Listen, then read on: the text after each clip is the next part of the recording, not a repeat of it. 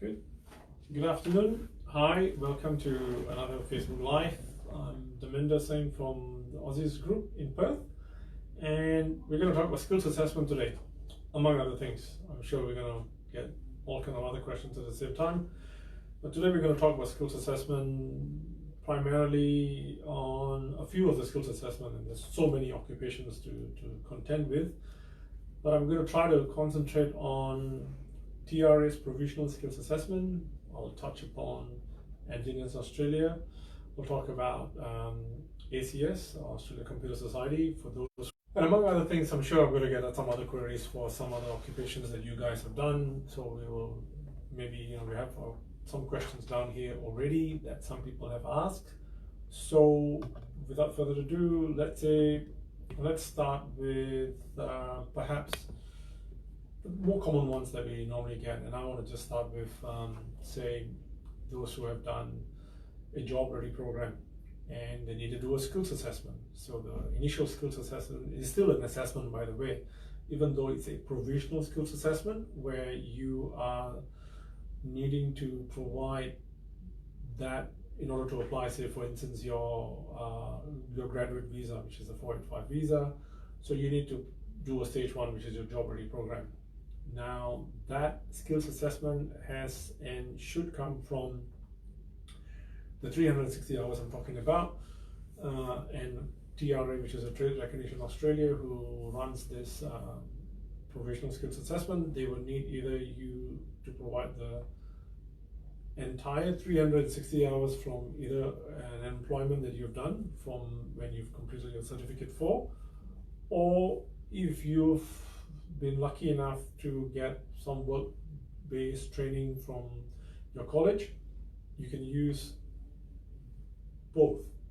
You don't have to use one source only. So that's a question we get quite often from some people who are unable to say, find work, but happen to use all 360 from that. That's fine. So you probably have a logbook or some kind that they have placed you, and you've gone and attended, so you can use that. Or if you wanted to use both, entirely up to you to make up the 360 hours. So that's stage 1. Pretty straightforward. It takes about 2.5-3 months to get the result. And when you do get it, that's when you are in a position to launch your 485, like I said. And when you're on the 485, you're completing your job ready program in its entirety, whereby then you will get a full skills assessment as depending on what you studied. So if you studied cookery, then that's chef, or if you studied some of the trade courses that you have, all the automotives and the carpentry and whatnot, you then so you complete the job ready program to get a full skills assessment before you do anything else on your expression of interest, and respectively any other visas that are applicable to you. For those who are perhaps tuning in, or if I've covered this part and if I've started talking about the next skills assessment, which I'm going to go into, I'm happy to field some questions from you if you do come across them. I have my colleague sitting across from me, so she's monitoring some of the questions that you might have, but I don't think so we have anything for TRA just yet. Yeah? No? Okay, cool. So then the next one to go into is, like I said, at any point in time, if you join this Facebook Live, you are more than welcome to ask me any questions pertaining to something that maybe related to you. So Engineers Australia is another one that's very popular, obviously, with all those people who have done studies related to engineering, and they are special in the sense that we get queries about, I've studied from here.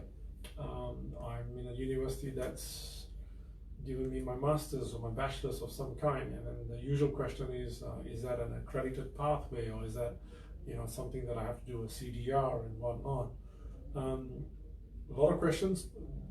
Some universities are not accredited, some pathways are not accredited. So either way, just remember, ultimately you want to try to get a full skills assessment, and that usually from those who have studied down here, just tell yourself that if you provide all your academic transcripts and stuff that you've done to them without having the need to do a CDR, then that's well and good. So you are actually assessed, so you can choose all those fast track option, which I suggest you do, because if you want to be in a position to launch your other visas quickly, and I suggest you do that. And when they check that down here, it shouldn't be a problem. For those who have, for instance, studied something else down here, case in point, some people have done an MBA down here or something else, or their partners have studied another course, whereas they themselves were an engineer overseas, and they want to get that access, so that becomes a CDR option straight away. So in other words, you have to provide episodes or work experiences that you've done, or if you've done assignments of yourself, obviously it has to be yourself. I'll come to that in a second. So you would then apply on that basis, whereby they would want to see that, for instance, if it's work experience, they would want to see where have you worked, what have you done, what does it entail, what discipline that you've done with, and job description in its full format, and where you've worked and what have you, before they complete that. One of the key things of Engineers Australia more than anyone else is there is this very strict reliance on the fact that it's your work.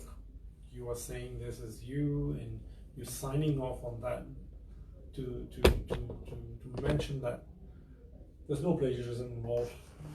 Projects that may have been done 5-6 years ago, in some cases even longer, you know, and if you are unable to prove some sort of way that this is actually yours and it was signed off by your unit coordinators or your dean or whoever, depending on the level of work that you've done, you really need, the onus is on you to provide that, because Engineers Australia will ask you that. They will say, tell me this particular CDR, which is usually the case. Give me a cover note, or give me a cover page that, you know, that's exactly what you submitted. And in some cases, a lot of them, they say, oh, we're unable to get this because it was done a while ago and there was no need for me to do that. Then we really get you to provide some sort of statutory declaration of some kind, not just from yourself, but this is my practice, by the way. This is what I do. I get my clients to then, you know, also get a letter or explanation from the university in itself. And sometimes they say they don't keep records that far back and all of that kind of stuff. If that applies to you, then it's okay to present that to Engineers Australia, and Engineers Australia would take that on its case-by-case basis, and they might ask you very specific information to a particular episode or CDR, and then you would have to provide that. And if you don't, then they will not let that application proceed. Or worse still, but they've asked you all of that, and you said, look, yes, this is all mine, and this is what I've done, and you just leave it at that. And if they make a decision, and God forbid it's a decision that they say, look, even though we've requested, you provided this information, and we therefore find that there's a level of plagiarism that is, they have a cap, maybe more than 12-15%, notwithstanding the referencing, which is pretty standard. So that's plagiarism is going to be happening there in any case, because everybody references that. But if it's a different kind of plagiarism, then the assessment is not only negative, you could be banned for 1 year for applying any future assessment, which is not fun. And try to avoid that. And yet again, if you encounter that, or if you suspect that, how do I get around that situation? Happy to take some questions about that, but more like queries offline. And if you have that sort of thing, and if you wanted to go into that kind of assessment, feel free to email me after this presentation. So that sort of covers Engineers Australia to an extent. I'm going to jump straight into documentation is standard. I don't have to go into what they need, what they don't. Usually full transcripts, attest and notarized, if you want to call it, but they're not that particular at the same time. Let's talk about ACS. Australian Computer Society. So for those who have done a study down here, you should know now, if you don't know already, what you would definitely require for your expression of interest.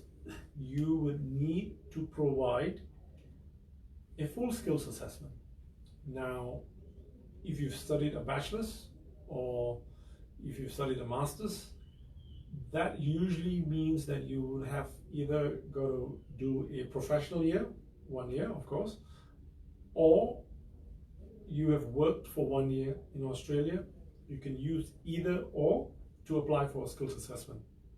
No questions asked. They will do that. Again, fast track that, get the response, be on your path to apply for whatever respective visas that you want to. So for those of you who are from overseas, which all of you are, but if your qualifications are meant is from overseas, you've done a BTEC of some kind or whatever, then ACS requires that you provide, if it's, they've got a very interesting matrix in which they say if you are a graduate and if it's your major is ICT, then you need to show that you've got 2 years of working experience in that field or in that field of study before they can do a skills assessment. So that means that your job description, your referencing, your pay slips to an extent, because you could say whatever you want to say, but they really need to verify that. That's pretty thorough. And then they go into a different thing that if it was your minor, but you've got 4 years of experience, they might require 4 years of experience of work experience before they can do an assessment, depending on what your ICT major or minor is. They, like I said, they have a very interesting matrix, and it's all on the ACS website. So I suggest, before you even have a question, and if you've gone through the ACS website, their FAQs is about 36 odd pages long, if I'm not wrong. Go through that in detail. Stuck, confused, or out of fear, email me or Aussizz for that matter. We're more than happy to help you with that questions. Now I want to touch something on ACS at the same time. ACS, if you've studied something in, I don't know, I'm just giving you an example. If you've done software engineering, and some people will come up and say, well, I've done some aspects of it that falls under the engineering side of it. Do I go to Engineers Australia or do I go to ACS?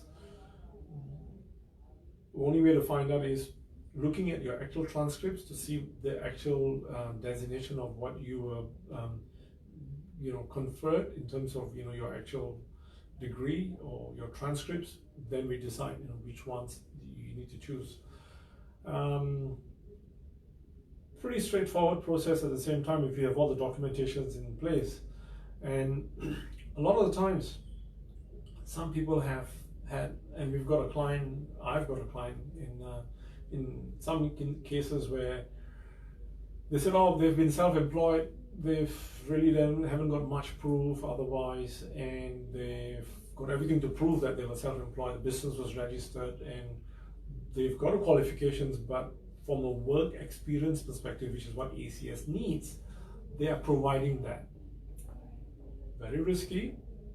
You could go to a lot of length to demonstrate that you've not only been self-employed and these are the projects that you've done. You could go and get references from the people that if you're self-employed, that means you're a consultant, you've gone ahead and done work for someone. Get referencing from them. Get attestation that this is what you did from this time to that time. And if you have invoices for the work you've done, even better, because that's really what they need to prove. Because it's not enough to say, oh, I have 6 years of experience, but I've worked for 3.5, 4 years, and I really didn't get paid because I was running my own company or something like that. So it's a very it's not a straightforward process, is what I'm trying to say to you, as opposed to someone who clearly can demonstrate that they have worked for 2 years. This is what it is. They have pay slips, they have tax returns, they have all of those things to vouch for. But if you are in that no man's land, where he says, oh, how do I go about this? How do I demonstrate 4 years that I really did some work, but I'm unable to get around, and what do I need to prove to them? Then get in touch with us, and we'll work that heartache with you together, and hopefully we can put you on some sort of pathway to get a positive skills assessment. Then of course, then the other assessing bodies, like if you wanted to get your nursing credentials done, a lot of the people come down here, they've done a bridging program, they've done a conversion program, and then they need to go and get assessment done. So that's another, like I said, there's so many assessing bodies to go into. There's teaching, there's so I can kind of leave that open for now, unless someone specifically had a question about what they studied and they wanted to know how to go about getting a particular skills assessment. I'm happy to take questions if we have got any questions. I think prior to that, I'm going to read off down here. I had some questions already from Roman, and his question is, can I use the same experience for skill assessment, and 5 points for work experience if I've been working for a minimum of 20 hours per week and 1 year in Australia? I read your question offline, and I'm just trying to understand, what do you mean by can I use the same experience for skills assessment? So if you're going to do a skills assessment, you need to provide some sort of work experience from somewhere. And if that is the only skill assessment, that's the only experience that you have, then firstly you use that to get a skills assessment. You can use that same experience to get the 5 points for work experience. So I'm assuming you're going to use that 5 points for, what are we using these 5 points for?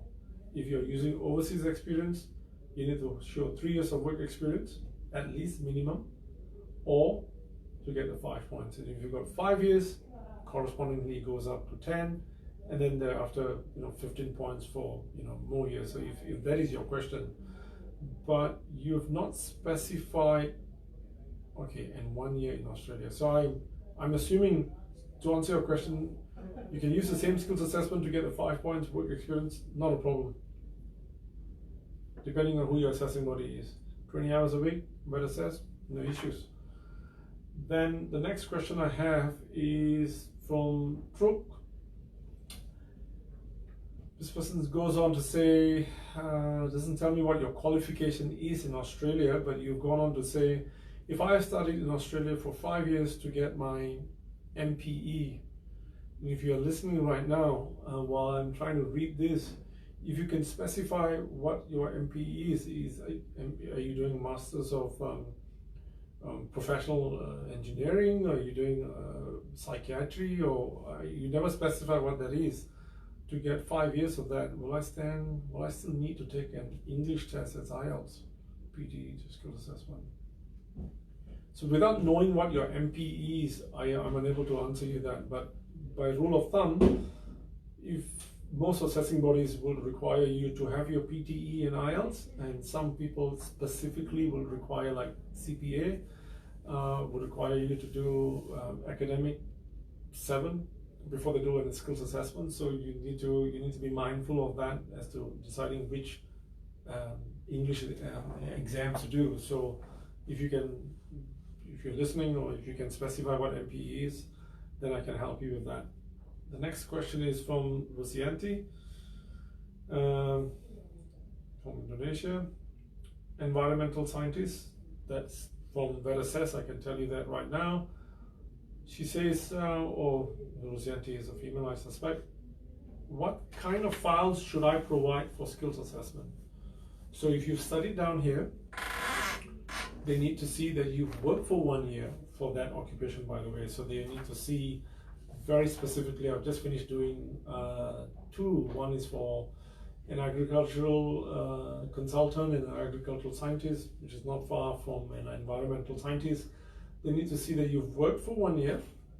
What's your job description? What did you do specifically? And of course, your transcripts and your day-to-day stuff that you've done whilst you're at work. because that adds to really what stuff that they might need to assess your qualifications. I kind of answered those 3 questions. Do we get any other questions at the same time? I've got a question from Ahmad Hassan. Okay. BS Political Science, 4 years from Pakistan. What is the assessment for this? Political science. What's your occupation to begin with? Remember, the whole idea and the whole premise of doing an expression of interest, which is really what you want to do when you want to apply for skills assessment, is skills assessment. What skill would that come under? So if you're saying you've done 4 years of political science, what does that make you? Are you a university tutor? Are you a lecturer? Are you an academic? What's your occupation?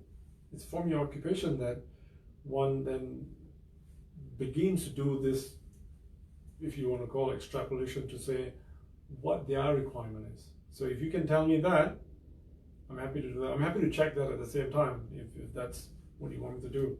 But off my head, if you can, with certainty establish really what the skill is to begin with, that's when, we'll go into that. But if someone has just studied, as in your case, political science, or someone has studied mathematics, for example, it's like, all right, so are you a mathematician? Are you an actuary, which is then comes under that assess? They might want to see that you've worked 1 year in the last 5 years in that occupation before they do a skills assessment. And of course, whatever else that they normally need is, your transcripts, this and that, the other, and where you've worked, in order to then, form some sort of assessment that that's exactly what you say you've done. Yeah. Thanks, Anna. Got from Ashu. He's in Brisbane. I have 60 points my own and completed JRP in automotive. What will be a best option for me? So he's obviously asking for PR options already. It's got nothing to do with skills assessment, but look, that's fine. You probably, if you finish your JRP, well done. You might have probably got a few months left, presuming on your 485 visa. So you need to be putting in an expression of interest right now. If you haven't done already, come look for me. And through your EOI. He's from Brisbane. Doesn't matter. Yeah. So put in an expression of interest, wait to get an invitation. Once your invitation comes through, you're fine. So if you finish your job ready program, you would have been given that skills assessment, the full skills assessment, which is what we've just finished talking about in the first instance. Yeah. Next question is from Nadia. After completing Bachelor of Nursing, what's the required skill assessment for PR? Please note that I will be starting a graduate year soon for 1 year and continue to work then, which I reckon will be counted as 2 years of nursing experience when applying for PR. Can you please advise? Okay, detailed question. I'm trying to answer your question. For nurses, you need to get APRA's registration first. So if you've studied something and if APRA has given you thumbs up for registration purposes, then you're well and good. But that's not licensing, isn't it? And sorry, that's not skills assessment. That's where NMAT comes into the picture. So that is something, if to understand the question, what's the second part? What's the second part of the question? I'll be starting a graduate year soon for 1 year. Okay. Yeah. And continue to work then, which I reckon will be counted as 2 years of nursing experience for applying for PR. Okay, that's for applying for PR though. So what we're talking about is this is where I thought I understood the question correctly as well. What you're doing is to try to apply for maybe a grad visa or some kind of whatever. But if you are studying that down here, you could use that studies in nursing to apply for skills assessment and registration. Or whilst you're studying, you are doing a conversion program or you are studying something else and you've managed to get approval from APRA to do a bridging program or a conversion program of some kind. Then simultaneously, whatever you're studying, you can get that done, registration as well as licensing, in order to get into a position to apply an expression of interest, if that makes sense. Yeah? Yeah. happy to take that particular question offline, not an issue, in case it's confusing. There's another question. He's asking 491 for accounting MPA in Perth. That's his question. Yeah, so I mean, I know what the question is. So you're just saying, I mean, that's going into, you know, where was the invitation, how is this 491? Goodness me, you didn't even say that you're family sponsored 491. Are you applying on your own? Or you have 90, 95 points and you're sitting on that on a 491. You're wondering whether you're going to get an invitation or not, which is coming up on the next invitation round, which is on the 17th. And if you have an EOI already, and I think if you have 95 or 100 points, you stand to probably get an invitation for 491 in WA. Good luck. Next question from Miriam. I am done with my bachelor degree nursing here in Australia and currently pursuing Master of Nursing. 7 years of overseas experience as registered nurse. Currently working as a clinical assistant as a Australian registered nurse. Awesome. Should I finish Masters first before applying for PR?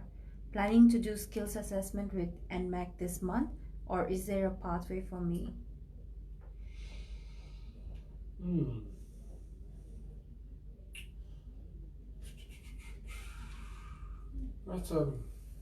That's a good one, because I'm good one in the sense that I'm happy that you have 7 years of experience, because what you eventually want to try to do is not get a normal skills assessment as a registered nurse or, you know, NEC. You know, you want to try to see where the 7 years of experience can lead you to.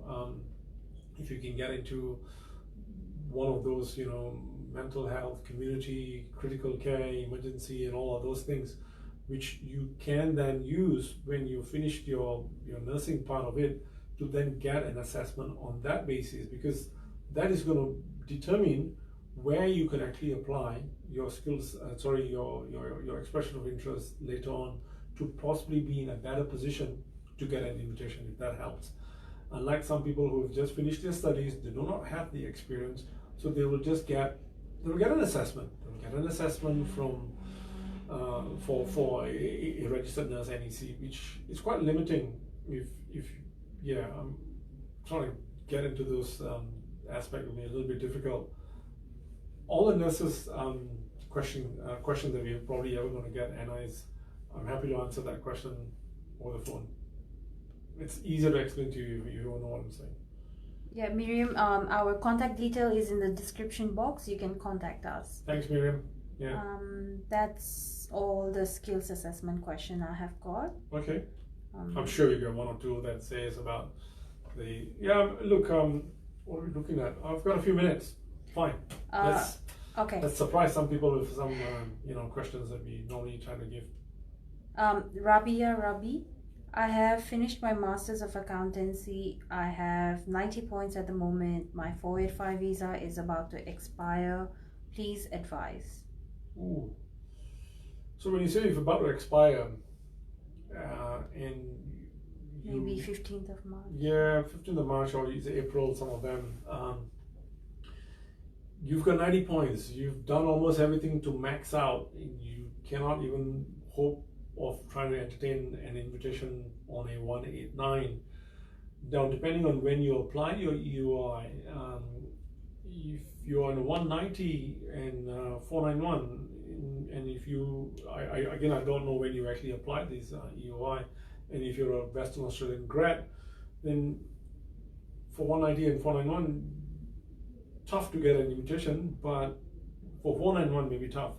But for a 190, you should be getting an invitation depending on when you put an expression of interest, contingent on the fact that when they do invite you, then that scenario which you are already aware of, you've got to produce a letter of offer, job contract for 6 months, or you work for 6 months.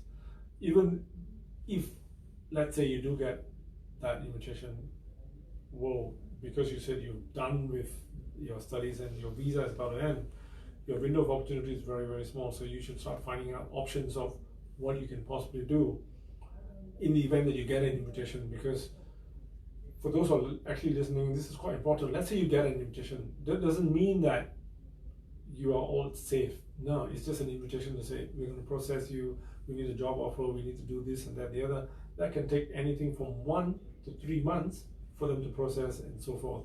But if your visa is expiring during that time, not fun, really not fun to be in that situation. You got to find an alternative, another visa of some kind, do another course, in the hope that you're able to then hopefully get the approval to say, here you go and apply for this visa with the department. Cool? Yeah. Got question from Raj Bandari Bibek. I have a positive skill assessment of Forester. Okay, yeah. But I want to do skill assessment of agricultural scientist. Yeah. What are my chances? I think they're very good, because agricultural scientist is different from an agricultural consultant, so be careful of that. So VET specifies very clearly where and what your major field of studies needs to be in before you can even, because you already have Forester. And obviously you're trying now in another discipline, because I think you're on the WA skills list if I'm not wrong, and that's why you want to try to do that. Don't worry about the fact that they may have already assessed you in that particular occupation, because you would have provided everything then to be assessed as a Forester. As long as you can demonstrate that you've done whatever you need to for an agricultural scientist, right? Was it scientist? Yeah. Yeah. Then that's fine. Then that's not an issue. Then you just need to meet whatever requirements that has to get that. I think you're hedging your bets on both sides. I would do that if I was in your shoes. Yeah. Next question from Dave. Hi there. I finished my master's in hospitality management. At this stage, I am working as a motel manager, almost finished. My question is that I haven't got paid on time. Is this going to affect on my skill assessment? Maybe this is the best time, since we're doing live, find out who your employer is and ask them why you haven't been paid on time. No, let's not embarrass the employer. Look, being paid on time and whatnot. So am I understanding his question right, that he needs to do a skills assessment, or he's done one already, or he just hasn't been paid on time to provide the documents, correct? He hasn't specified if he has already applied or is going to apply. Correct. He's just asking if not getting paid is going to affect his skills assessment or not. Of course, because you need to demonstrate that if you've worked somewhere, it's just not your word that you've worked somewhere. They will ask you, especially in that occupation, show me your pay slips. Show me what you did from this time to that time, not just because you're saying that you did in your resume or in whatever else that you're saying. They will ask you that.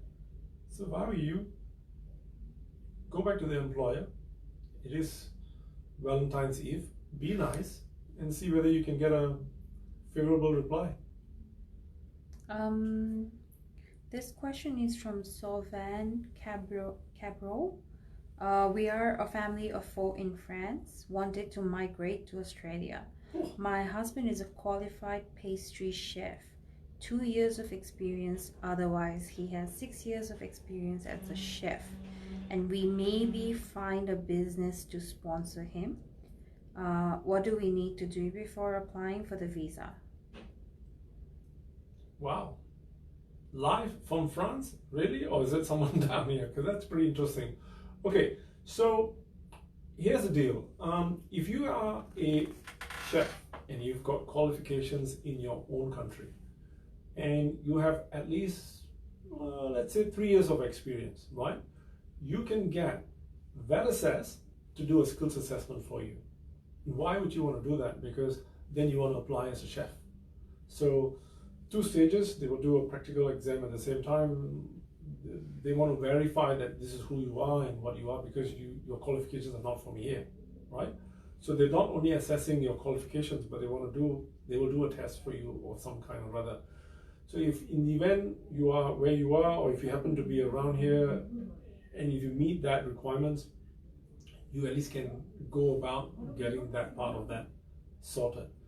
But if your other question part is if you have a business established already, and if you wanted to buy into a business, or you wanted that business to then sponsor you, then that's 2 different things. Then that goes into another area altogether, meaning that you are a qualified person, in this case a chef, and that business specifically wants to sponsor you on that basis.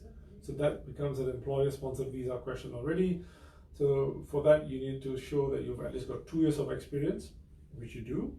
You would need a skills assessment, and you need 6 each to go about that. If that kind of, that's a lot to get into that. That's a employer-sponsored stream if that's what you're talking about.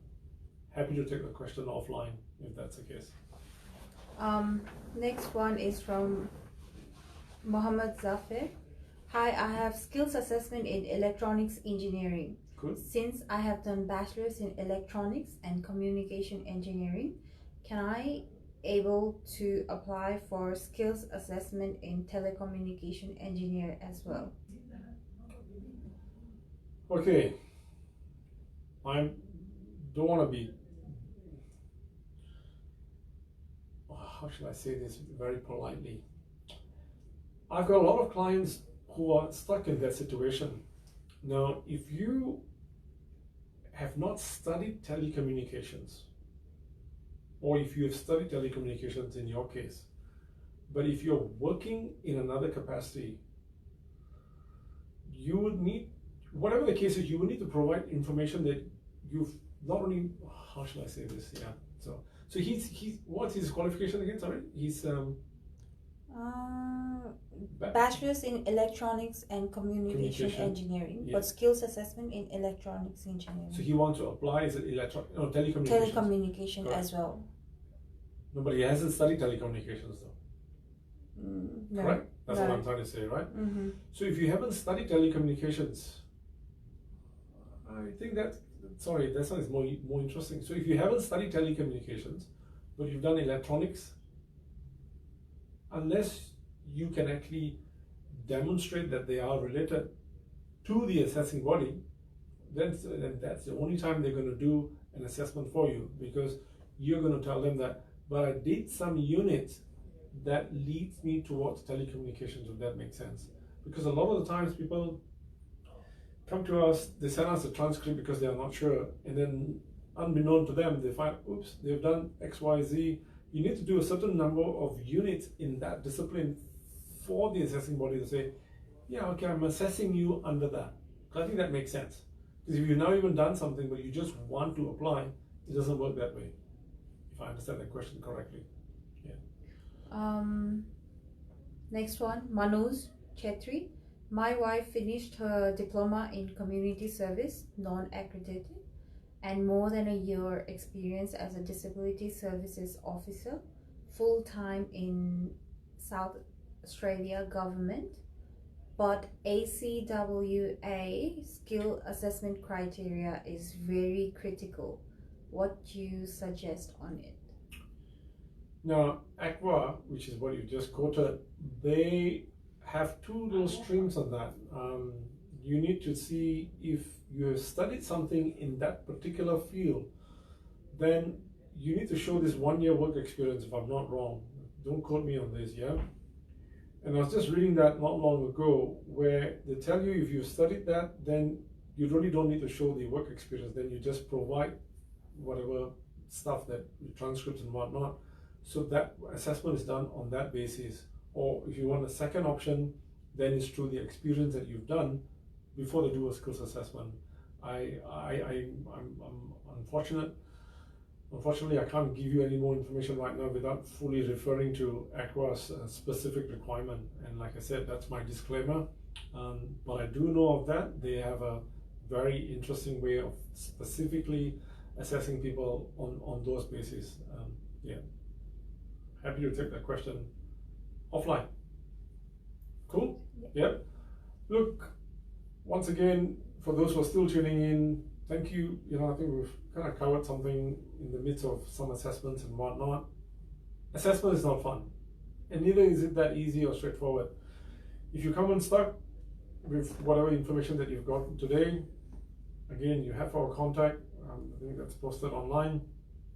Feel free to email me. Collectively, get in touch with us. We'll be happy to clarify that, and hopefully you guys have a good Valentine's tomorrow, and speak to you guys soon. Cheers.